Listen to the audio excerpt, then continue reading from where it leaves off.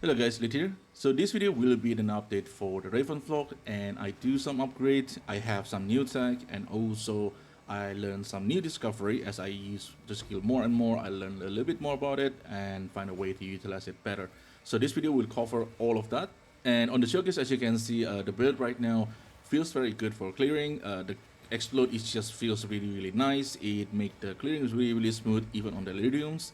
We do occasionally use the command skill from the sniper and also the mad flight to trigger the Archon of Undead, but most of the time you're just sprinting around and things explode. But sometimes some rare does survive, so we can just use mad flight to finish it off. It's not that big of a deal, but the clears feels really good.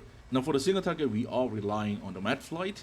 And apparently you can stack the med flights. So if you put one med flight down and you put a second one down, the first and the second med flight apparently can hit the same target. So as you can see on the screen, you can see the ramp suddenly happens, and it's not just because the widow stack, stacking out, but it's because I'm keep putting down the med flight, and the more med flight you put down, the more damage you're going to do.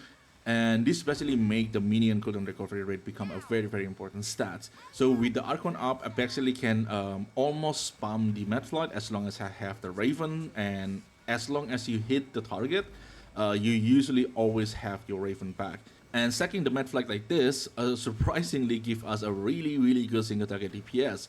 With one caveat, of course, because of the mechanic of the skills, if the enemy move around, then your Medfly basically do no damage, and that's just the mechanic of the skill, and there's nothing we can do about it. I really hope GGG changed the mechanic of the skill to be more practical than this, but for what we have right now, stacking the Medfly basically solved the single target issue. So now let's talk about the new gem that I put in. This is basically a tech that has been exist for a very long time, and this is very useful if you are playing Mana Stacker, which is using your minion and combine them with Essence Harvest. This is going to increase the resurrection multiplier, so you do need more spirit, which I will cover a little bit when we're talking about the gear. But combining something like Wolf Pack, it's going to give you 8 Wolf, and when each of them die, it will recoup 8% of your mana back to you. And this is also the same thing with Reaver and also Frost Mage. These 3 minions just exist to give us mana regenerations and also to boost the master. And with this setup, we can reach around 1000 mana regens, which is a pretty good amount. Normally we only have like around 600 to 700, and this basically make the mapping feels very smooth. And if you get hit, we do have a good amount of recovery to recover our mana. And the other minion is Cleric. Cleric just helps revive minion. It does heal this 3 minion, but in practicality on the maps, they will always die, so you're always going to get your mana regens. And the Stormmage is still very good minion to apply the shock, which increases our damage. And also Sniper, this is basically our trigger for the Archon of Undead. And with the amount of minion cooldown recovery I have, I basically can spam the gas arrow until I get the Archon of Undead. So this is basically the trigger for the Archon of Undead. And the next one, I'm still using Reputations because this is just a lot of DPS if you can land the parry magnitude. And then Withering Presence, I do put Clarity here. This is not exactly mandatory. I have a little bit of Spirit left, so put in Clarity 1 here. Give me a little bit more mana regen. The important things about the Wither though, one thing that I forgot before is the Wither duration. So the Wither interval is 1.4 seconds. So you're going to apply 1 Wither stack every 1 per second, and the maximum Wither stack on PoE 2 is 10. So you need the duration of the Wither very close to 14 seconds. Right now we are at 13.7, so it's not quite 14, but this is more than good enough. Basically with the full Wither stack right now, we make the enemy take 120% more chaos damage based on the tooltip on the enemy in-game. And the next one with the Blasphemy, I am now using Despair and Temporal Chain. Despair of course to reduce the chaos resistance of the enemy. The Temp Chain will slow everything down, makes the mapping really comfy. And this is also a good defensive layer. To slower the enemy move, the easier for you to dodge everything. And the slow also going to be amplified by the Grueling Madness that inflicted by your Raven Flocks, so they get slow even more. And the new thing I put here is her declarations. This basically going to make the enemy in your presence is intimidated, and intimidated basically make the enemy take 10% more damage and also deal 10% less damage. And I also put the DLR Desire here. It's going to give 5% quality for the Blasphemy, and quality of the Blasphemy is reservation efficiency. It's not that big of a deal, but if you can afford DLR Desire, it's going to reduce your reservations. And the quality also apply to the Temp Chain and also the Despair, so both of them get extra curse magnitudes. As for the Spiring Conspiracy, it's still basically the same thing. I'm using Masters with Affliction and Hulking Minions. minion mastery, and also beating 2 for the single target. And hopefully on the reset or next patch on 1.0, we do have a proper sword gem for this skill, because if we get the proper support gem, for example, like if we can use something like Feeding Frenzy, the damage of the Spirit Conspiracy will be a lot better, because right now we are very starved in terms of like more multiplier. And for the item, the first update is this chest. I finally get the spirit on the chest. I quite stubborn about this, I don't know why, but getting the spirit on the chest basically released the pressure of the spirit on this character. So having the spirit on the chest really make things a lot easier. And this is actually using Medved Tending. Basically you can get the maximum mana and also maximum life. Ideally you want the energy shield, but maximum life is also not that bad. And then the base Feeder Raymond give us the damage taken from mana before life 10%, so there's additional damage taken from mana before life. I'm right now at 77%, so this is quite good. Usually I will aim a range of 70 to 80%. That I think is a sweet spot. And having this chest actually make me to not have to take this 3 knot over here. So we basically free up 3 skill points because of this chest.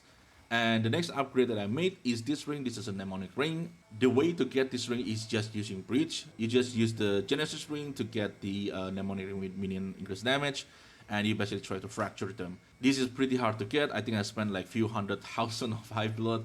It's really hard to get, and this one is I think like T2. I tried to get T1, but it's really hard to get them. So I end up just settling with T2, and I use Chaos Orb to get the T1 mana, and also use the Essences to get the maximum mana on the prefix.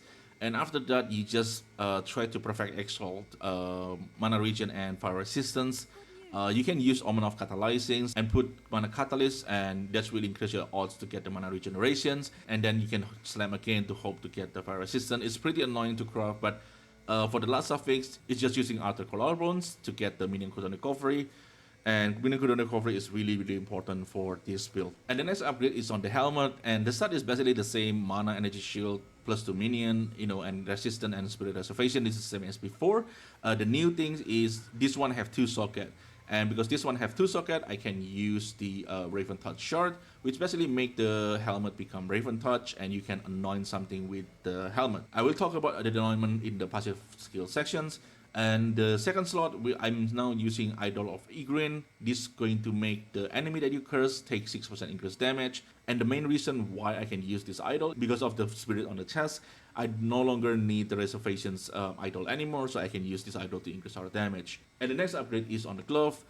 This is just the socket upgrade. Basically, I'm using Cardigan Epiphany. This is going to destroy the open socket and basically create you a jewel socket, so we can use this kind of jewel here. And that's basically all the upgrade on the items. Now for the passive tree, I changed things quite a bit. And the first one is I'm use this from nothing here. And this basically allow me to free up 3 skill point here. And I can still take all of these nodes that are really important for us. And also I can take this one node here, which basically give me 10% damage taken from mana before life. And that also what allow me to free up 3 point here. So this from nothing over here is really good. And from the skill point that we free up, I basically decided to take this one. And this one is really important because of the phrasing. Minion gain 10% physical as chaos damage. So this is not extra. So this actually apply to the Spirit Conspiracy too. So this basically convert another 10% of the physical damage on your minion to become a chaos damage, which is what we want, because chaos damage is what we're trying to scale. And the next one is this cluster over here, and this outer magnitude basically going to scale our blasphemy and also the withering presence, which make this cluster really strong. And for the Megalomania, I'm simply using the same thing. This is a Warlord Eater over here. This is going to give your reference flock 40% increased damage. And I have additional Master of Hexes. This is nice to have, but I don't think it's mandatory. And for the anointment on the helmet, I anoint Dark Entries. This +1 level chaos is really important for the Mad Flight. And switching the From Nothing Jewel from the Whispering Doom to Wild Soul Incantations does mean we lose a little bit of the functionality of the Archon buff, which is immune to shock, and also a bit Archon buff effect here. But I think we got more benefit on the From Nothing Jewel here. And this 3 point is the skill durations, which I explained earlier for the Wither. You really want your Wither duration to be as close as possible to 14 seconds. And for the Archon buff, we're still using Archon buff, despite the chance to trigger. Sometimes it can be annoying, but Archon buff is really strong for this build. So I basically take all the durations note for the Archon buff.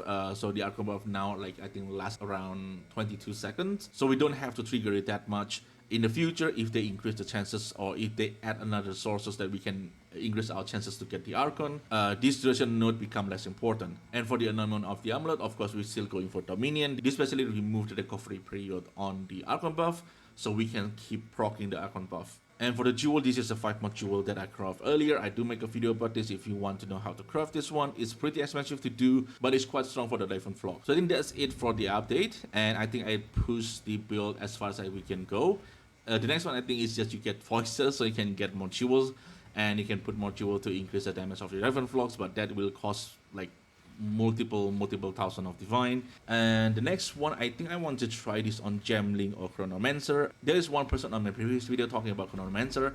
I can see how it works there, so I do want to try a little bit more on other Ascendancy, especially Gemling Legionnaire, since that Ascendancy is really interesting to play with.